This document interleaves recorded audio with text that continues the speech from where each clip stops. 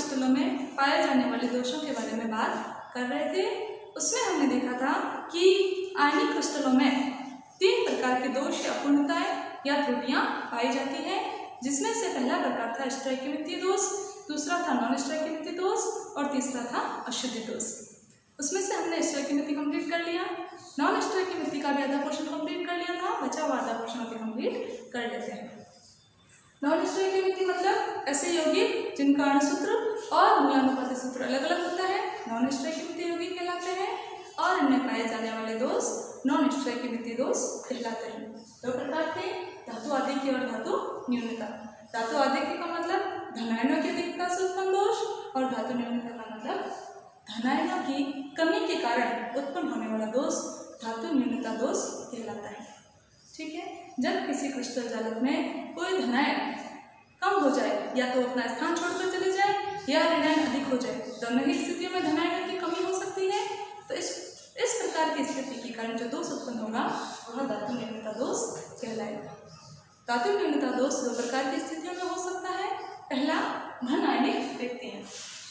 धन आयनिक रिक्तियों से मतलब है जब क्रिस्टल में धनायनिक रिक्तियां हों, यानी जब क्रिस्टल में कोई धन आयन अपना स्थान छोड़ करके बाहर निकल जाता है तो ऐसी स्थिति में उस धनायन के स्थान पर रिक्त हो जाता है, वो जगह खाली हो जाती है, जिसे धनायनिक रिक्ति कहते हैं और यह दोष धन आयनिक रिक्ति का न्यूनता दोष कहलाता है।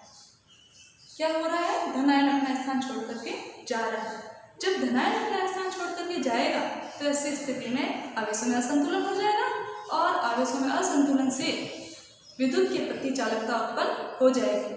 अतः क्रिस्टल में आयनों के संतुलन को वापस करने के लिए, विद्युत के प्रति उदासीनता को बनाए रखने के लिए जब कोई धनायन अपना स्थान छोड़ करके जाता है तो बदले में पास में स्थित कोई दूसरा धनायन अतिरिक्त आवेश को ग्रहण कर लेता है।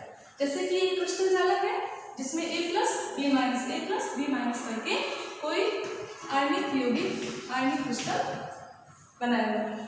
ठीक है, अब माना कि इसमें से कोई धनायन ये बाहर निकल गया, तो धनायन बाहर निकलने से ये जगह खाली हो गई, रिक्त हो गई। इसका मतलब इसमें धनायनिक रिक्ति का दोष उत्पन्न हो गया, लेकिन आवेशों का असंतुलन हो गया। अब क्या होगा, समीप स्थित कोई भी दूसरा धनायन क्या करेगा, अतिरिक्त आवेश को ग्रहण कर लेगा। बाहर कितना गया था, +1 बाहर गया, तो किसी भी एक ने जो इसके पास में स्थित धनायन है उसमें से किसी भी एक ने अतिरिक्त आवेश ले लिया और ये A+ की बजाय A2+ बन गया। A+ था, उसकी जगह क्या बन गया, A2+। उससे क्या हुआ, जो यहाँ से धनायन गया था उसके आवेश की पूर्ति हो गई, परिणाम स्वरूप अपना क्रिस्टल विद्युत के प्रति उदासीनता को बनाए रख रहा है, अभी यह चालकता नहीं दर्शाएगा। ठीक है, तो धनायनिक रिक्तिका में क्या होता है, धनायन अपना स्थान छोड़ करके चला जाता है और आवेशों के संतुलन को बनाए रखने के लिए पास में स्थित कोई दूसरा धनायन अतिरिक्त धनावेश ग्रहण कर लेता है।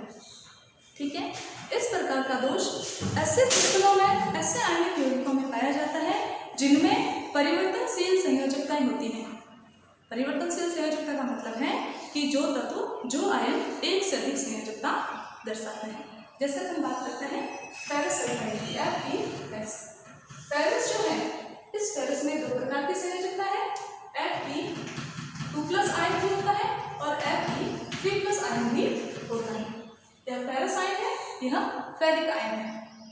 हमने ये माना कि Fe+ जो है वो Fe2+ आयनों से मिलकर के बना हुआ है। जितने भी A हैं उन सबको हम Fe2+ मान लें और जितने भी B है उसको हम S- मान लें। ठीक है, तो ये जो क्रिस्टल है वो फेरस आयनों से बना हुआ है। यदि कोई एक फेरस आयन अपना स्थान छोड़ करके इस जालक से बाहर निकल जाए तो ऐसी स्थिति में उसकी जगह खाली हो जाएगी और वहां पर धनायनिक रिक्ति का दोष उत्पन्न हो जाएगा। लेकिन इस दोष के साथ ही आवेशों में असंतुलन भी हो गया, इसलिए पास में स्थित 2 जो दूसरे फेरस आयन है Fe2+, इन्होंने क्या किया, एक इलेक्ट्रॉन ये ले लेंगे और ये Fe3+ में परिवर्तित हो जाएंगे, फेरस से फेरिक में बदल जाएंगे। उससे क्या होगा, रिक्ति का दोष है वो अपनी जगह है, लेकिन आवेशों में जो असंतुलन उत्पन्न हुआ था वापस बैलेंस हो जाएगा, वापस से संतुलित हो जाएगा। ठीक है, तो ये जो फेरस सल्फाइड है इसमें इसका खुद का प्राकृतिक रंग, खुद की चमक होती है, इसके साथ साथ आयनों में इलेक्ट्रॉनों का आदान प्रदान भी होता है, उस कारण विशेष प्रकार की चमक उत्पन्न होती है और इसकी चमक सोने के जैसे दिखाई देती है, गोल्ड की तरह दिखाई देती है। इसलिए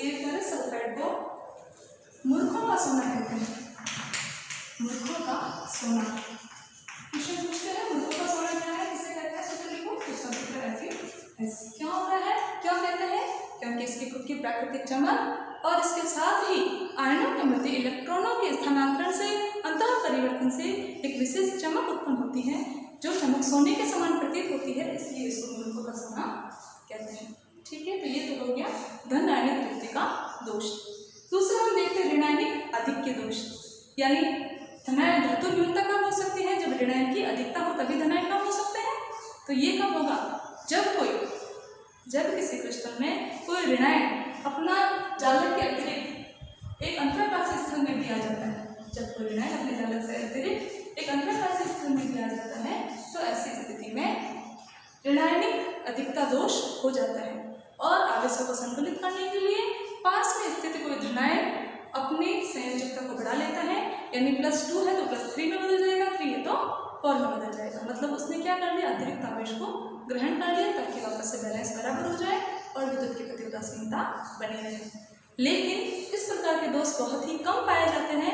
कम पाए जाने का कारण ये है कि ऋणायन जो है अधिकांशतः ऋणायन आकार में बड़ा होता है, वो इस अंतराकाशीय स्थल में आ नहीं सकता, इतना उसका आकार होता है कि वो इसमें अच्छे से सेट नहीं हो पाता, इसलिए इस प्रकार का दोष भी बहुत ही कम पाया जाता है। ठीक है, तो इसके साथ ही हमारे यहाँ नॉन स्ट्राइक दोष कंप्लीट होते हैं।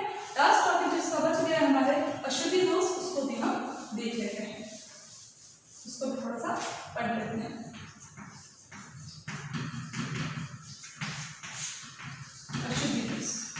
अशुद्ध दोष का मतलब है कि स्ट्राइकिमिटी और नॉन स्ट्राइकिमिटी तो कंप्लीट हो गई। अशुद्धि में क्या होता है कि जैसे कोई क्रिस्टल है, किसी एक आयनिक क्रिस्टल में हमने कोई दूसरा आयन डाल दिया, किसी दूसरे क्रिस्टल के कण डाल दिए, तो ऐसी स्थिति में क्या होगा कि जब वह क्रिस्टल अपने क्रिस्टलीकरण व्यवस्था में सेट हो रहा है, वो इस तरह से बनता है, तो यहाँ पर उस पहले वाले जिसका वो क्रिस्टल है उसमें दूसरा जो हमें अशुद्धि मिलाई है उसकी अवयवकण आ जाएगा। एग्जाम्पल से देखो, जैसे NaCl का क्रिस्टल है, ठीक है, NaCl इस तरह से व्यवस्थित है,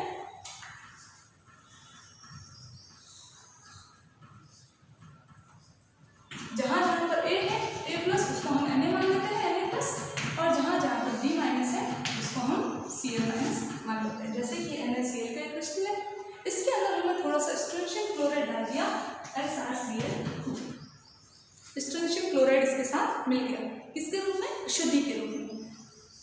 स्ट्रोंशियम जो है वह भी धनाभिषेक होता है, मतलब Sr2+ होता है और Cl का अपना सिंबल Cl-Ca। तो इस प्रकार जब ये इस तरह से व्यवस्थित हो रहा है, तो ऐसे में किसी एक धन आयनिक तृप्ति में किसी एक धनायनिक आयन का जो स्थल है उसके जगह बिंदु पर ऐसा फोकस आकर के व्यवस्थित हो जाएगा। तो जब ये व्यवस्थित हो गया, मतलब एक सोडियम की जगह तो इसने ले ली, लेकिन ये अपने साथ 2 आवेश लेकर के आया है, 2 धनायन लेकर के आया है, तो ये खुद आने के साथ साथ किसी दूसरे सोडियम के परमाणु को, किसी दूसरे सोडियम के आयन को भी बाहर निकाल देगा। क्या हुआ, सारे के सारे Na और Cl से मिलकर बना था, किसी एक Na की जगह Sr आ गया, लेकिन Na+ था और Sr2+ था, तो इस एक Sr के आने से एक Na जिसकी जगह ये आया वो तो जगह है और दूसरी जगह को उसने खाली करवा दिया ताकि आवेश संतुलित रहे। ठीक है, तो इस प्रकार इसे अशुद्धि के मिलाने से इसमें दोष उत्पन्न हो गया, इसलिए इस प्रकार का दोष आयनिक क्रिस्टलों में इस प्रकार का दोष अशुद्ध दोष कहलाता है। ठीक है, इसके साथ ये पूरा टॉपिक कंप्लीट होता है। कल अपन नया टॉपिक ठोसों में विद्युतीय गुण क्या होते हैं, विद्युत के प्रति किस प्रकार में चालक, कुचालक या अर्धचालक होते हैं, इसके बारे में बात करेंगे। Thank you.